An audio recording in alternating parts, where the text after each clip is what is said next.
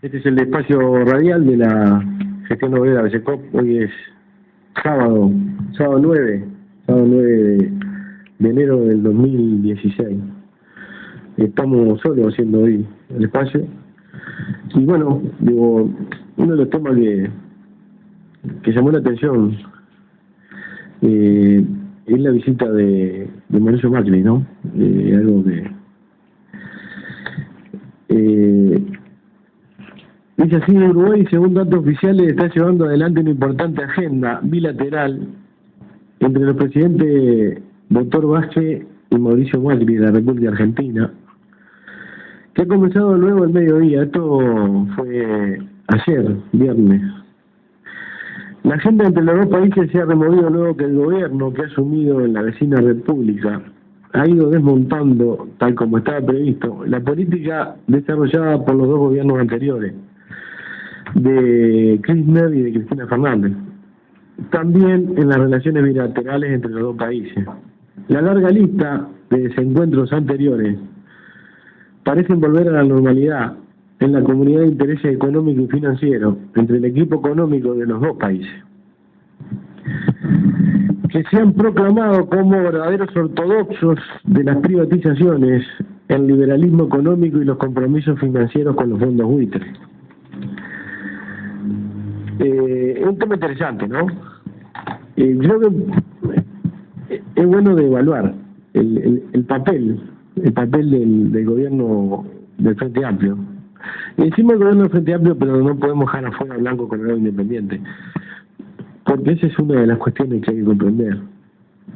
Porque si no comprendemos que el Frente Amplio no gobierna solo, podemos cometer el error de creer que puede ser una salida Blancos Colorado Independiente, ¿no? Ahí ya estaríamos en un tema que nos estaríamos haciendo trampa al solitario, ¿no?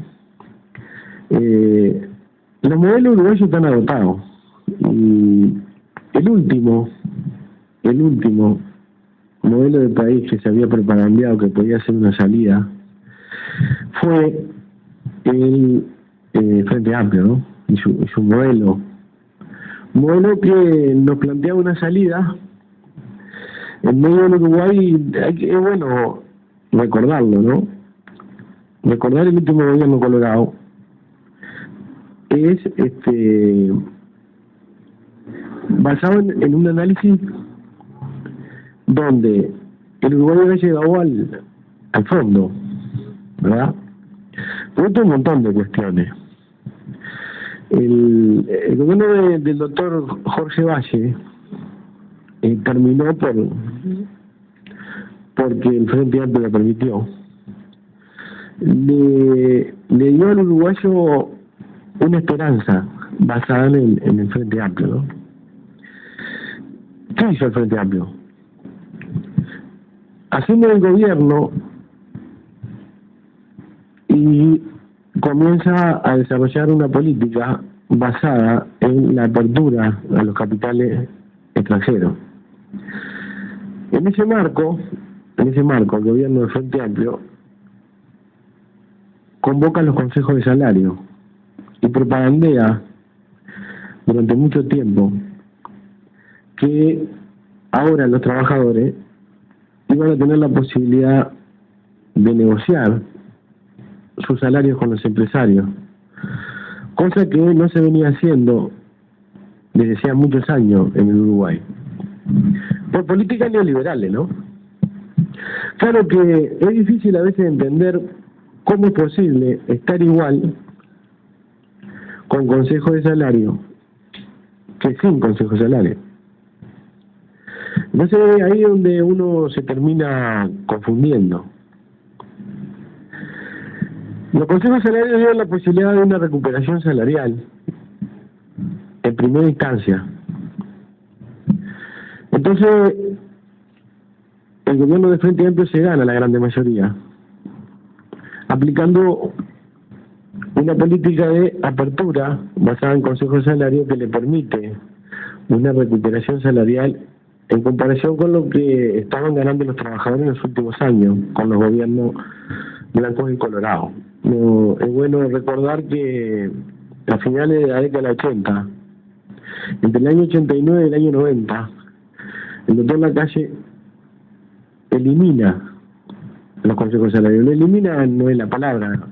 Deja de obligar a los empresarios a sentarse a negociar salario.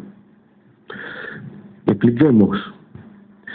El Consejo Salarial es una ley de la década del 40, concretamente en 1943. Esa ley establece que están obligados por ley, y si no son pasibles de sanciones, las cámaras empresariales y las organizaciones sindicales a sentarse a negociar los salarios y los convenios salariales. Lo que hace el doctor Lacalle es derogar, eliminar esa ley de obligatoriedad a negociar. Entonces dejó libre a trabajador y empresario basado en las fuerzas de unos y los otros para conquistar salario. Las organizaciones fuertes, sindicales, obligaban de cualquier manera a los empresarios a negociar. Y el Ministerio de Trabajo, en representación del gobierno, lo que hacía era homologar los acuerdos. El gobierno en realidad se lavaba las manos. Entonces, si un sindicato era fuerte, tomaba medidas que afectaban económicamente al empresario, y el empresario no tenía más remedio que sentarse a negociar, porque de lo contrario se tenía que bancar una pérdida brutal, que significa un paro de actividades, por ejemplo, ¿no? Entonces se sentaba a negociar obligado por los trabajadores, y el gobierno, después que acordaban, empresarios y trabajadores, terminaba homologando, aceptando el acuerdo. El asunto es que se comienza a incorporar, después de los primeros acuerdos en Consejo de Salario no instalado el gobierno del Frente Amplio, lo que se denomina el techo salarial. Y ahí es donde aparece una de las trampas que los trabajadores no alcanzan a comprender en profundidad. Antes, cuando no había Consejo de Salario, la organización sindical fuerte obligaba al empresario a negociar. No había, por parte del gobierno, un techo para la negociación.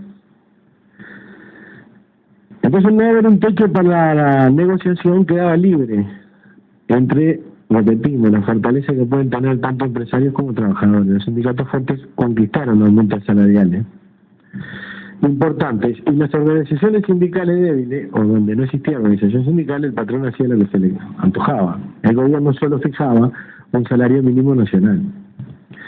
¿Qué hace el gobierno del Frente Amplio? Incorpora el techo salarial. Y estamos hablando de la visita de Macri, ¿no? Un poco para hacer historia de por qué termina un abrazo en la estancia de Chorena entre Tabaré Vázquez y Mauricio Macri. Sería más fácil tal vez decir en 2 minutos, piensan igual. Y no explicar nada, ¿verdad? Cuando gana Mauricio Macri, el equipo económico en la República Oriental del Uruguay se pone muy contento. Inclusive el ministro de Economía en declaraciones públicas plantea en varias oportunidades que con la asunción de Macri iba a comenzar un proceso de apertura que le iba a beneficiar al Uruguay. Y bueno, y aquel que no está entendido en la materia se termina creyendo que un gobierno neoliberal vecino, privatizador, antiobrero, está demostrado hace 2 semanas que arrancó y le arrancó la cabeza a miles de trabajadores. Y el dólar pasó de 9 pesos a 14 en 24 horas, y avisó a Brasil que tenía que liquidar a Venezuela, sacarla del Mercosur. Toda actitud en defensa de los intereses del capital, ¿verdad? Entonces hubiera sido más fácil decir, bueno, el abrazo entre Macri y Tabaré Vázquez es porque piensan igual y van a aplicar las mismas políticas. Y no estamos diciendo mucho. Es bueno ir viendo el proceso, fundamentalmente para los intereses del pueblo. Cuando hablamos de salario, hablamos del interés del pueblo, sin lugar a duda, ¿verdad? Porque el salario también fija jubilaciones. Entonces estamos hablando de la gran mayoría. ¿Cuáles son las necesidades fundamentales de los pueblos? En la República Oriental del Uruguay hay entre 700 y 800 mil trabajadores que no alcanzan a ganar 15 mil pesos. Y eso no es fruto de la casualidad, eso es fruto de la presión del capital sobre el gobierno, que no permite que el gobierno se entrometa, se meta en sus ganancias. ¿Y por qué el techo salarial? El techo salarial es una presión del capital al gobierno. El gobierno, que en Consejo de Salario está representado por el Ministerio de Trabajo y Seguridad Social. El Ministerio de Trabajo y Seguridad Social participa en Consejo de Salario con el mandato del Ministerio de Economía y Finanzas. No existe ningún ministro de Trabajo o secretario que participe en Consejo de Salario sin el dictado del Ministerio de Economía. ¿Se imaginan un ministro aceptando ajustes salariales por encima de los planes del Ministerio de Economía? No dura ni 24 horas. Entonces, en resumidas cuentas, el Ministerio de Trabajo y Seguridad Social está representado por un agente del Ministerio de Economía, disfrazado del Ministerio de Trabajo y Seguridad Social. Lo más directo y honesto hubiera sido que el propio Astori participara en los consejos de salario. No se separan un milímetro de la política económica del gobierno. Y el techo salarial es para defender los intereses del capital. Y lo hemos dicho en más de una oportunidad, que uno de los discursos que hace el gobierno es que si el salario aumenta, aumenta la inflación. ¿Por qué? Porque esta política económica en defensa del interés de los empresarios, que es los intereses del capital, le permiten al empresario, cada vez que ajusta el salario de los trabajadores, descargar a los precios.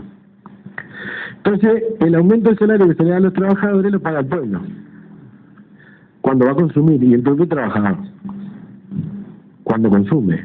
Por eso es tan difícil entender las cláusulas gatillo, la inflación proyectada, la inflación verdadera, el salario real. Es todo un entrevero porque no entiendo nada. Y los dirigentes sindicales se quedan con el poder de la información, del conocimiento. Se agarran un poco para 40 a los trabajadores hasta que se aburren de intentar entender qué es lo que está pasando. Entonces, como no entienden nada, no saben a quién echarle la culpa y terminan creyéndose que la culpa es de ellos. Por eso ganan tan poco, por eso unos giles. Entonces nosotros tratamos de explicar cómo funciona. El techo salarial es una línea que se marca hasta cierto porcentaje. Podemos dar un ejemplo. Se va a Consejo de Salario, el Ministerio de Economía anuncia que solo se puede ajustar el salario hasta un 3%. Entonces, te sentás a negociar ¿qué? Si ya te avisaron que hasta un 3%. Y algunos dicen, bueno, pero si el sindicato fuerte puede arrancar más del 3%. Pero el Ministerio de Economía avisa a los empresarios que si se pasan de la pauta que da el Ministerio, todo el porcentaje por encima de ese 3% no lo pueden descargar a los precios. No tienen que sacar de la ganancia. Como diciéndole, no sé, haciéndole de nada, porque si le da, no lo va a poder descargar a los precios. Entonces lo que hace falta que haga un cambio en la política económica. Primero, no permitir a los empresarios descargar a los precios los ajustes de salario. Mientras se siga permitiendo que los empresarios descarguen a los precios los ajustes salariales, no solo va a subir la inflación, sino que va a existir el techo. El techo es hijo de la descarga a precio de los ajustes salariales. El techo marca un territorio donde los empresarios, en caso de superar ese techo, pretender dar más, no se le permite descargar a los precios. Entonces, ¿qué? Se le avisa a los empresarios que hasta allí se defienden sus intereses, más allá tienen que sacar de sus ganancias. En definitiva, se defiende la ganancia del empresario por permitir seguir descargando los precios. Claro, acá viene la vieja reivindicación de que en los consejos de salario los empresarios deben de tener los libros arriba de la mesa. ¿Qué queremos decir con esto? Y bueno, los libros, como se decía antiguamente, son las ganancias reales que tiene un empresario para ver si realmente está en condiciones o no de ajustar el salario de los trabajadores. Y seguramente habría que revolucionar el Consejo de Salario y ver caso por caso, ¿no?, cuáles son los empresarios que obtienen multimillonaria ganancia o buena ganancia y cuáles son los empresarios que no tienen la misma ganancia. Podemos dar ejemplo, no es difícil hacerlo. Lo que pasa es que los grandes empresarios que ganan mucho se escudan detrás de los pequeños empresarios o de los sectores en crisis para dar lo menos posible. Podemos dar muchos ejemplos. Acá en Colonia nosotros vemos hoteles y restaurantes que durante todo el año están completamente llenos. Sin embargo, le pagan el mismo salario a sus trabajadores que aquellos que no tienen ni el 5% de la ganancia que esos que siempre están llenos tienen. Eso es una cuestión muy injusta, ¿verdad? Es una cuestión muy injusta. Entonces, esto pasa en todos los rubros, ¿verdad? Imagínense ustedes empresas,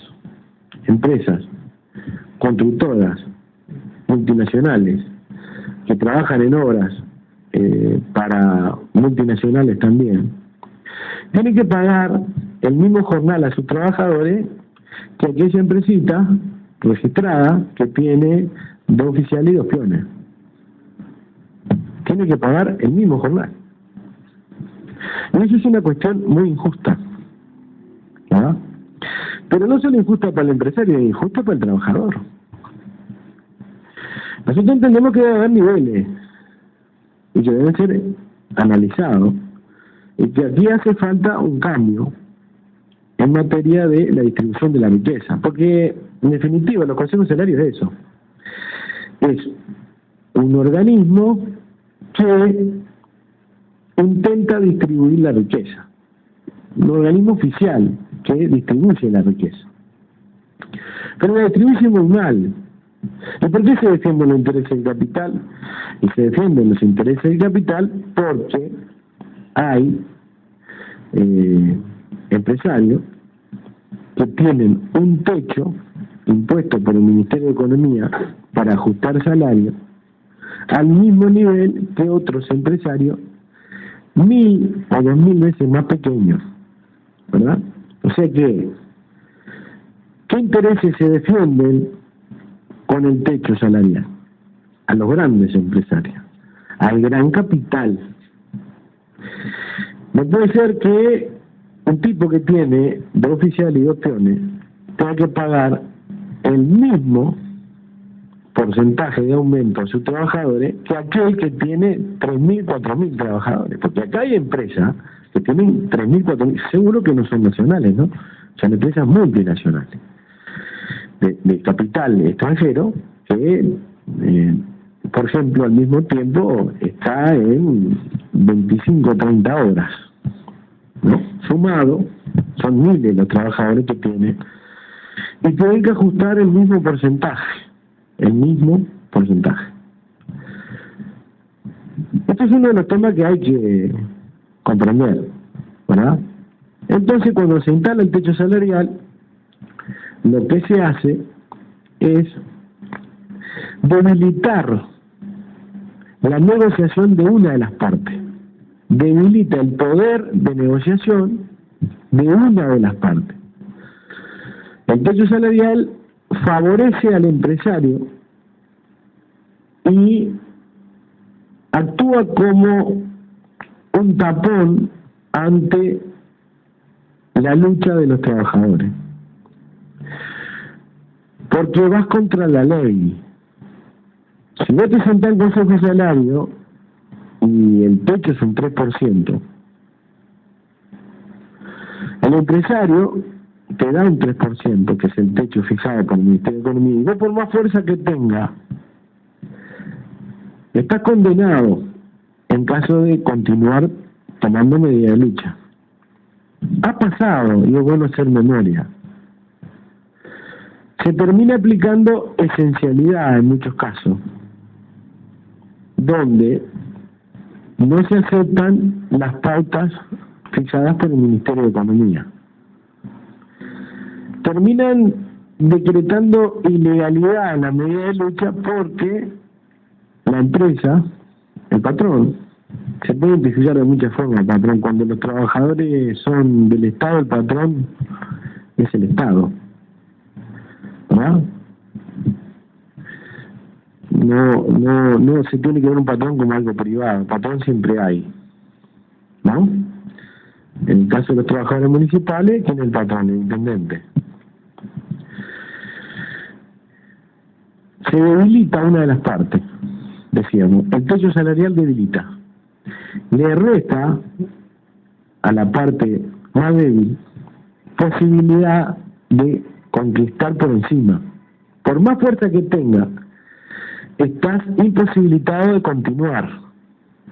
Imposibilitado de continuar, porque el empresario se agarra del techo que fijó el Poder Ejecutivo a través del Ministerio de Economía y Finanzas con su representante, que es el Ministerio de Trabajo y Seguridad Social. Esto es bueno saberlo. En pocas palabras, el techo defiende los intereses del capital y mantiene engañosamente un organismo como los consejos de salario, engañosamente lo mantiene. Es un engaño decir que hay libertad de negociación cuando existe un techo salarial. Entonces, en resumen, en nuestro país, últimamente, el Poder Ejecutivo, con la aplicación del techo salarial, en realidad basó el contenido de los consejos de salario. ¿Cómo debería ser el consejo de salario? Libre, de libre negociación entre empresarios y trabajadores. Claro que se llega a un punto en el que comienza todo un debate hasta qué punto los trabajadores tienen el derecho de tomar medidas para conquistar salario.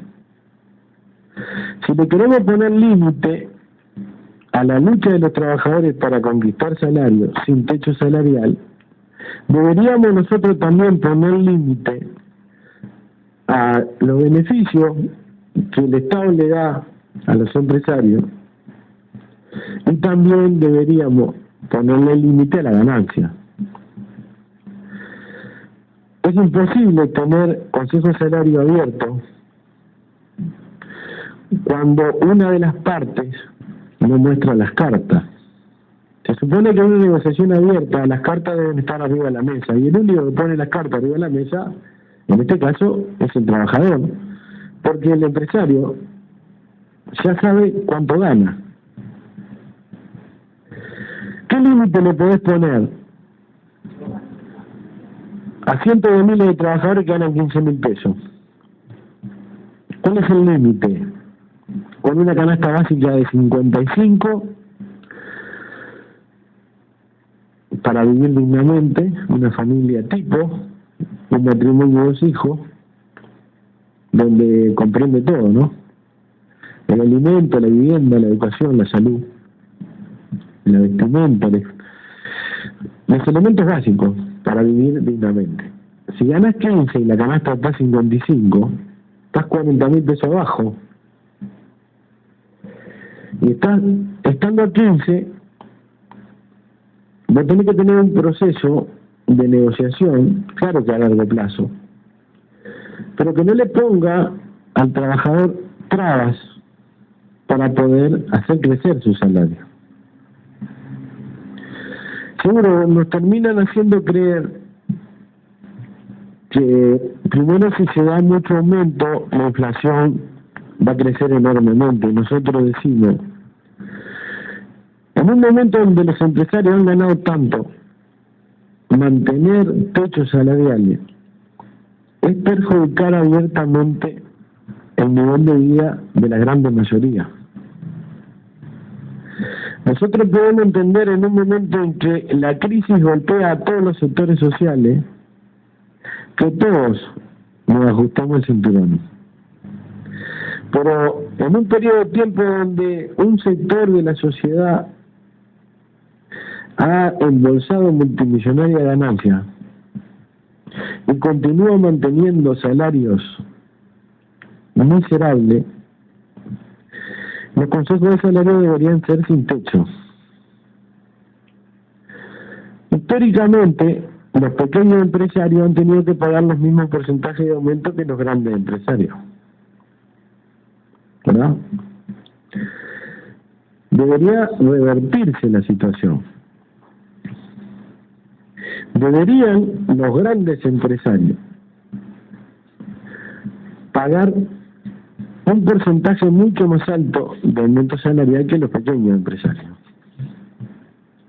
Y ver realmente si los pequeños empresarios pueden o no pueden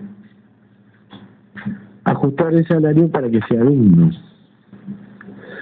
Cuando tenemos un consejo de salario que empareja la situación, estamos beneficiando pura y exclusivamente a los grandes empresarios. Sin embargo, el discurso que no hacen es que se perjudicarían a los pequeños si los aumentos salariales fueran muy grandes. Muchas gracias.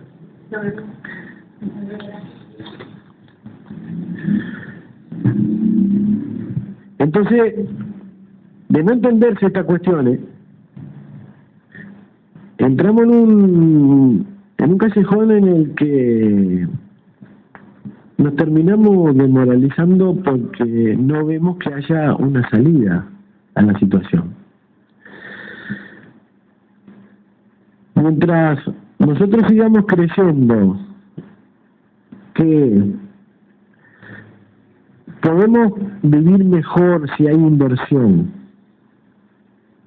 pero que la inversión debe ser atraída, porque si no se va para otro país, a costa de beneficios que terminan perjudicando a la población, estamos como dando vuelta en círculo en medio de un laberinto en el que va a llegar un momento, y lo han logrado, en que ya no nos interesa más nada y nos terminamos acostumbrando a vivir miserablemente. Esto es un elemento fundamental, la cabeza de la gente. Han logrado ganar la cabeza de las grandes mayorías. Por falta de conocimiento y comprensión política de las cosas, decimos, bueno, ganamos esto, pero antes ganábamos menos. Y si vuelven a ganar los que gobernaban antes, vamos a estar peor. Y eso se lo trasladamos a nuestros hijos después. Y ya acostumbramos a nuestros hijos a que le tengan miedo a cualquier tipo de cambio porque puede ser peor. Y en ese marco, el gran capital obtiene ganancias increíbles que salen fundamentalmente de nuestro analfabetismo político, de nuestra falta de conocimiento, de información, que no la quieren largar, ¿verdad? Si yo le pregunto hoy a cualquier trabajador común, ¿cómo funcionan los consejos de salario? Lo más que te contestan es, sabemos que hay una reunión que se hace cada tanto entre empresarios y dirigentes sindicales, y se hace en el Ministerio de Trabajo. Bueno, pero ¿cuál es el contenido? ¿Cómo se negocia? ¿Sobre qué bases? Y estamos seguros que lo del techo salarial no se comprende. Y también estamos seguros de que ellos entienden, su gran mayoría, que el gobierno vela por los intereses de los trabajadores y cuando se conquista lo que se conquista es porque no se pudo conquistar más. Mientras las cosas sigan así, van a seguir manteniendo estos consejos de salario, que son un gran negocio para los empresarios. Parece mentira. ¿Cómo ha cambiado la cosa? Ha cambiado en el sentido de que en la década del 80 y 90, terminada la dictadura, el doctor Lacalle tuvo que eliminar los consejos de salario para defender los intereses del capital. Qué cosa más increíble que el Frente Amplio haya devuelto los consejos de salario para cumplir el mismo objetivo. Algo pasó. Si nosotros seguimos creyendo que el Consejo de Salario hoy defiende los intereses de los trabajadores, va a ser muy difícil de entender. Nosotros tenemos una base que un documento, hay 700, 800 mil trabajadores que ganan menos de 15 mil pesos. El otro día decíamos que hay trabajadores de hoteles multinacionales que ganan en la mano 10.500 pesos.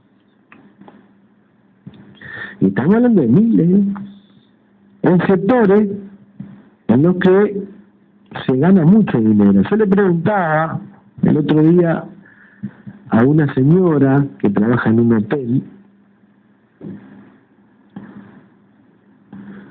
¿cuánto vale una habitación por día en un hotel que no llega ni a 4 estrellas? Un hotel pequeño. Y me decía, va entre 120 y 80 dólares, según la cara del cliente decía. 120 dólares a 30 pesos,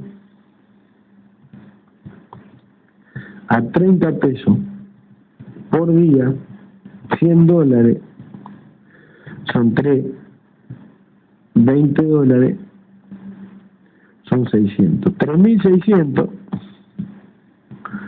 3.600 pesos por día y por habitación, ¿verdad? Podemos redondear en 3.000. Cuando se dice que los cupos están al 90-95%, habría que multiplicar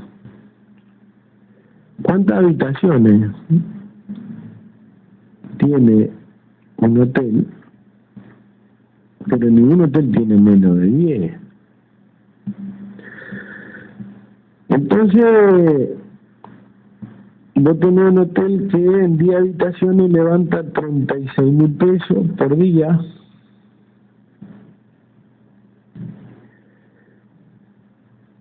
Con un salario promedio de 14 por mes. Pero si nos vamos a hoteles con 20 habitaciones, estamos al doble y también a un precio superior.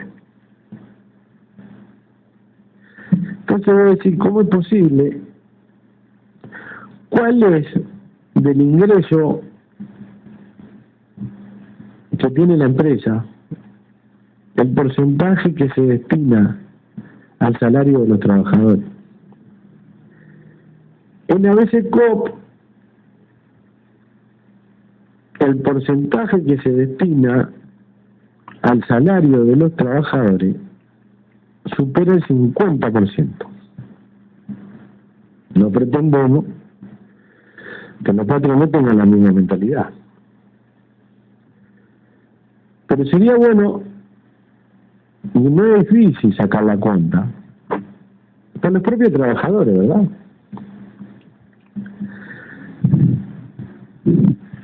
Y ahí tenemos cuál es la distribución de la riqueza. Pero no alcanza con eso porque fíjense que no es solo el techo salarial, sino beneficios fiscales que el gobierno le da a los empresarios. Y vos sabés que si empezás a investigar, se van a descubrir cosas increíbles. todavía me resuenan las palabras de Mujica en el Hotel Conrad de Punta del Este. Vengan, inviertan en el Uruguay, y que no le vamos a doblar el lomo de impuestos ni le vamos a apropiar nada. Estando presentes dirigentes connotados del movimiento obrero uruguayo.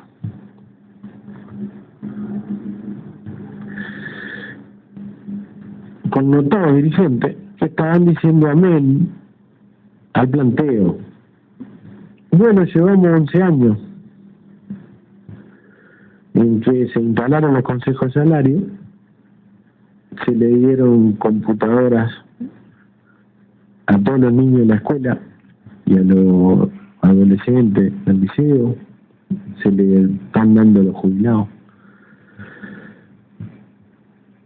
Y hemos llegado a un punto en el que nuestro país ha recibido las mayores inversiones en la historia. Acá nomás hay una inversión de 2.000 millones de dólares, donde el país vio ingresar ese dinero y durante unos años vivimos un momento en el que hubo una reactivación de la economía, donde mucha gente se benefició. Muchos trabajadores trabajaron durante 2 años y medio, 3 años, y obtuvieron un jornal superior al que se venía cobrando. Al mismo tiempo en el que se preparaba el ingreso de estas inversiones monstruosas, comenzó a prepararse el proceso para que esa inversión tuviera la materia prima para producir, lo que desplazó a miles de productores rurales, productores de alimentos de la tierra. Por consecuencia, dejó a mucha gente de la producción de alimentos sin trabajo, ¿verdad? Y eso es una realidad. A 11 años de instalado un modelo económico basado en la apertura a los capitales extranjeros que ingresan en zona franca y que no pagan impuestos. Hoy tenemos en Uruguay con 700, 800 mil trabajadores que negocian en consejo de salario, es increíble, porque tienen su consejo de salario. Y cualquiera diría, alguien que venga de afuera y dice, pero los trabajadores no pueden quejarse por lo que ganan. ¿Y por qué no se pueden quejar? Y porque si tienen consejo de salario es porque aceptaron en la negociación lo que están ganando. Si aceptaron lo que están ganando, no pueden protestar. El problema es que los trabajadores no aceptaron ni dejaron de aceptar. No participaron directamente. Bueno, acá se desprende algo que no estaba explicado. Los trabajadores no participaron porque no estuvieron informados.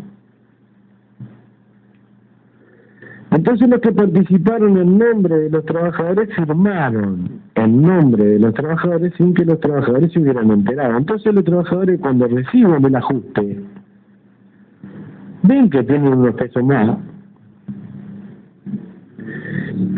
y se le adjudican muchos al patrón, otros al gobierno y los más claros al sindicato. Esos más claros entienden equivocadamente que los dirigentes tienen el poder de negociar por ellos. Yo me pregunto, ¿habrá alguna afirmación de alguna asamblea de cualquier gremio donde los dirigentes consultan a sus trabajadores si están de acuerdo con ganar 14.000 pesos por mes durante 3 años? ¿Y que hayan votado a favor? No existe.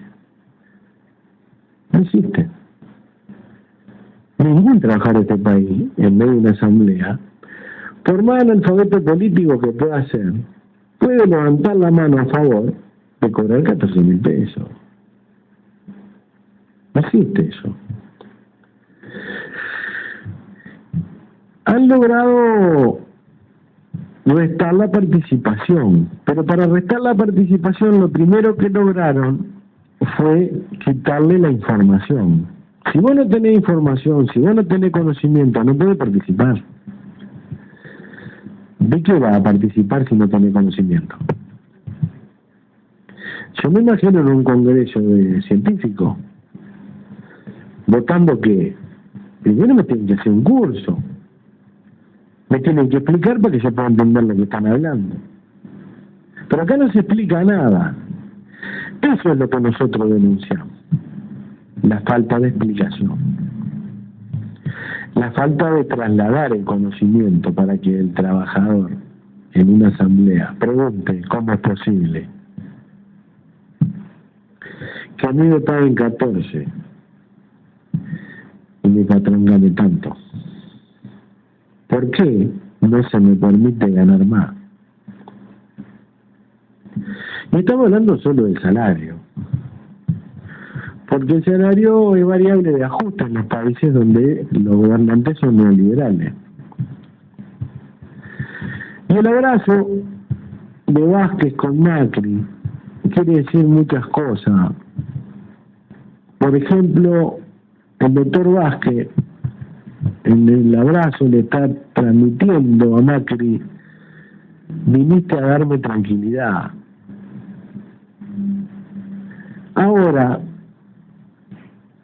pegado a mi país, solo 45 kilómetros, que es lo que tiene el ancho del Río de la Plata, los pueblos no van a ser diferentes. Porque puede ser jodido para un gobernante tener pegado un país donde, por ejemplo, los trabajadores tengan mucha diferencia de salario. Por ejemplo, los trabajadores tengan más poder de compra de un lado que del otro. Eso te deja intranquilo. Para un ejemplo. Entonces en el abrazo se transmiten muchas cuestiones. La tranquilidad es una.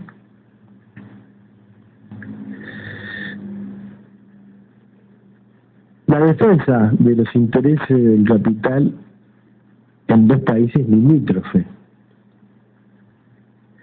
La aceptación de las políticas dirigidas por los organismos internacionales de crédito en dos países pegados. Cuando el gobierno anterior de la República Argentina denunciaba el saqueo que pretendían los fondos buitre, no recibió ninguna contestación a favor de parte del gobierno uruguayo. Y no lo dejaban en una posición muy cómoda. Mientras nuestros presidentes últimos viajaban a los Estados Unidos, Norteamérica, el gobierno anterior de la República Argentina denunciaba a los Estados Unidos, Norteamérica, no lo dejaban en una posición muy cómoda. Ahora, Argentina y Uruguay y Argentina van a aplicar las mismas políticas. Por eso estaban tan contentos los gobernantes uruguayos. Y cuando decimos los gobernantes, volvemos a repetir lo que decíamos al principio: los gobernantes uruguayos no son solo el Frente Amplio. Los gobernantes uruguayos son blancos colgados independientes con el Frente Amplio.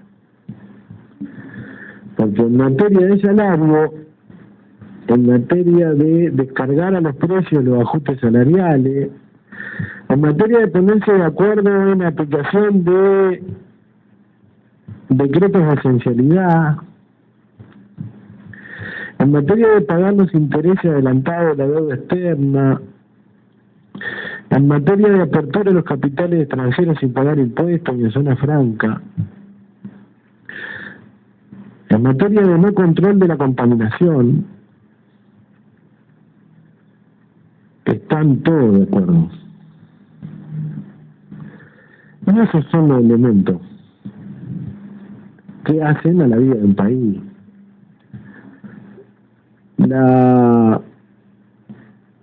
legalización de la marihuana es una cortina de humo que no afecta a los intereses de una nación. El matrimonio igualitario tampoco afecta a los intereses de una nación, no afecta al salario, la salud, la educación. Los grandes temas, en los grandes temas, están todos de acuerdo. Hacen discursos, todos, que el salario no es alto, pero antes se ganaba menos y el país no puede. Y terminamos convenciéndonos que ese es el único camino. Nosotros no nos asombró para nada. Es el primer país que visita este neoliberal, Mauricio Macri, a tan pocos días de haber asumido el gobierno. Nosotros decíamos el otro día, América Latina viene en un proceso de retroceso. La derecha más confesa, los neoliberales se están apoderando nuevamente del territorio latinoamericano, por supuesto, obedeciendo los dictados de los organismos internacionales de crédito y de las potencias occidentales.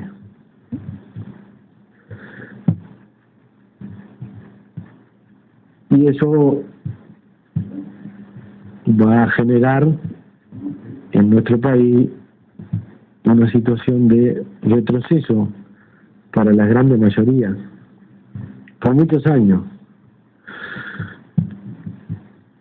5 años de gobierno neoliberal en la República Argentina puede perjudicar o hacer retroceder el nivel de vida de la grande mayoría por 3 o 4 veces más.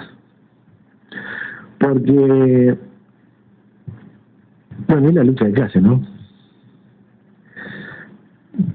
Cuando los empresarios directamente dirigen, lo que hacen es quitarle a la grande mayoría lo mayor posible para que pasen a ser ganancias de ellos. En caso de terminarse el proceso neoliberal y que vuelva a asumir un gobierno diferente, más en defensa de los intereses del pueblo, necesita un proceso mucho más largo para devolverle en primera instancia lo que le sacaron en este periodo.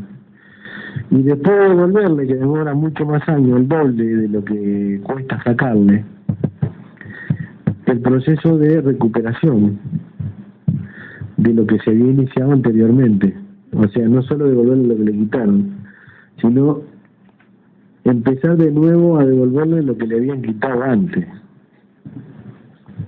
Bueno, en este país, para dar un ejemplo, se está reclamando la recuperación salarial perdida por los trabajadores uruguayos a finales de la década del 50. Imagínense cuántos años, 56 años, en que comenzó un proceso de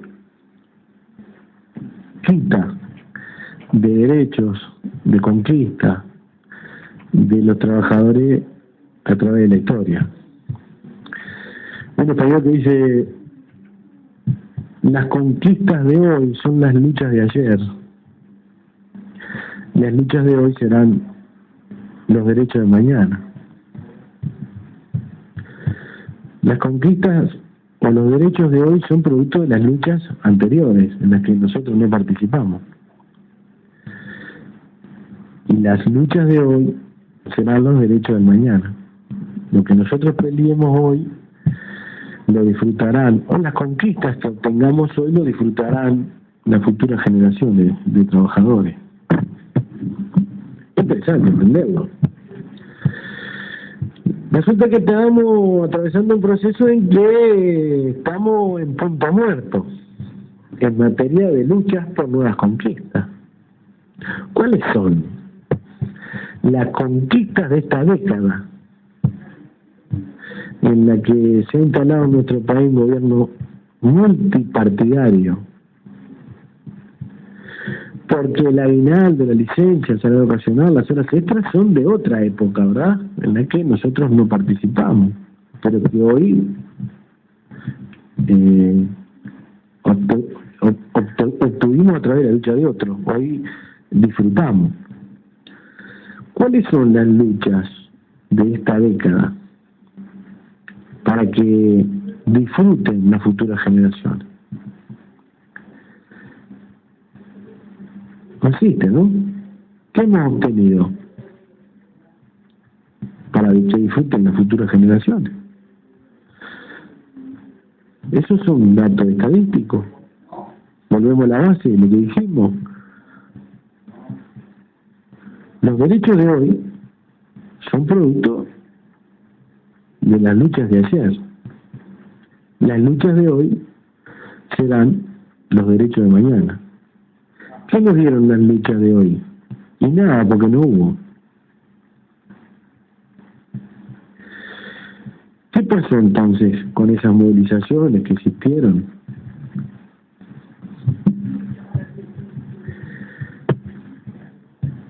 Las movilizaciones se hicieron enfrentando posiciones de gobierno que decían que podían dar X. Se hicieron las movilizaciones contra la X que daba el gobierno. Grandes movilizaciones. Cuando terminaban las movilizaciones, se acordaba por la X que ofrecía el gobierno. Bueno, acá se depende de otra cosa. Entonces, ¿qué tenemos acá? ¿Qué papel juega esa herramienta que es el movimiento sindical? ¿Defiende o no defiende los intereses de los trabajadores? Bueno, tenemos una década perdida en materia de conquista. Tenemos una década en la que el país está más extranjerizado. Por consecuencia, hemos perdido independencia y soberanía. La instalación del capital financiero internacional es un hecho sin precedente. El porcentaje de extranjerización de la tierra superó todas las expectativas. La instalación de zonas francas donde el capital financiero internacional se instala. Creo que tenemos más de 15. El monocultivo de eucalipto supera 1,5 millones de hectáreas. Con lo que eso significa, todo lo nocivo que eso resulta para la producción de alimentos, de contaminación del agua. 800.000, 700.000 trabajadores ganan menos de 15.000 pesos, 589 asentamientos, 160.000 uruguayos viviendo en asentamientos. Un promedio de alquileres que ronda entre los 6, 7, 8, 10, 12, 15.000 pesos por mes. Políticas de vivienda totalmente insuficientes que han desplazado a la grande mayoría que gana 15.000 pesos, no puede acceder a una vivienda ni individual ni cooperativamente porque no tiene capacidad de ahorro. Y esos son los resultados. Un consejo de salario con techos.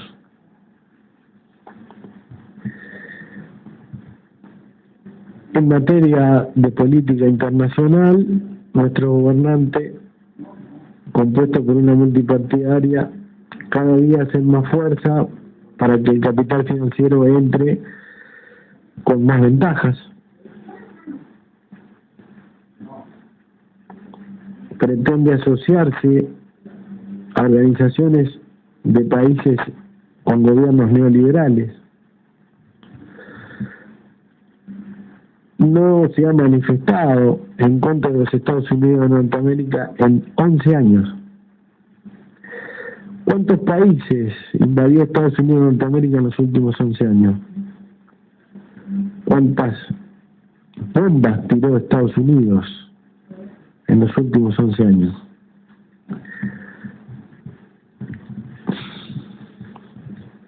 ¿Cuántas manifestaciones del gobierno uruguayo en contra de los genocidios cometidos por los Estados Unidos de Norteamérica?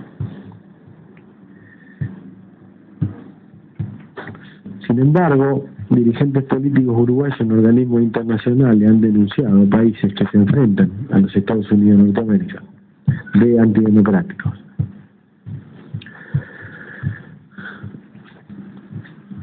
Y bueno, el programa de hoy fue basado, se dice,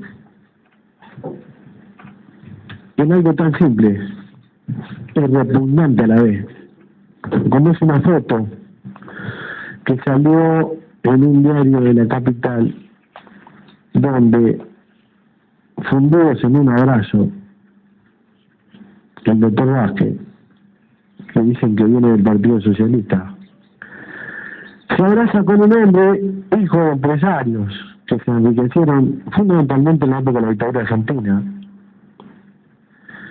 Un hombre que se autodenomina liberal, privatizador. Él entiende que el Estado no debe inmiscuirse en los temas económicos y que el mercado es el mejor regulador de la economía. Un antiobrero, como lo hizo Macri. En una hora intentamos nosotros explicar el significado de un abrazo. Y estoy convencido que, si no se lo dijo, lo pensó, está muy cerca del oído de Macri, el doctor Vázquez, que supo abrazarse con Bush. O sea que eso que dijo Mujica, con tal de ganar, me abrazo de una culebra, bueno, se abraza. Al oído, si no lo dijo, no pensó, bueno, mal que ganaste, hoy estás más tranquilo. Porque aplican las mismas políticas. Desde el punto de vista económico, ¿verdad? Desde el punto de vista económico.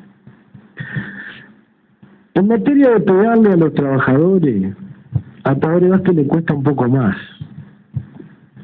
Tiene que idear inteligentemente medidas que no sean groseras, porque sigue revoleando la bandera de Torgué.